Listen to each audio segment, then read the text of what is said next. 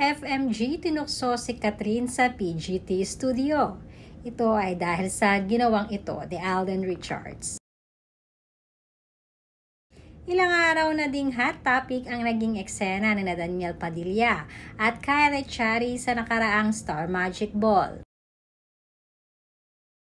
At dahil sa naging pangyayaring ito ay lalo lamang di umunong pinagtibay na sadyang hanggang doon na lamang talaga siguro kung anumang meron sa nakaraan ni Catherine at Daniel Padilla. Kita kasing hindi na talaga interesado si Catherine.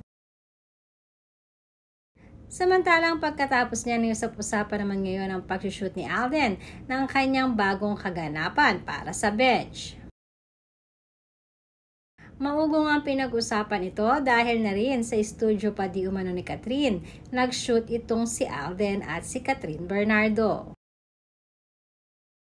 Trending din ang mga naging kaganapan behind the scene ng Pilipinas Got Talent.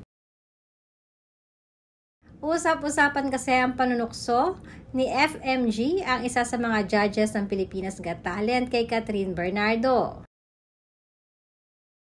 Sinasabing unexpected di umano ang pagpapadala ng bouquet of flowers ni Alden kay Catherine pagkatapos mismo ng Star Magic Ball sa taping mismo ng Pilipinas Got Talent.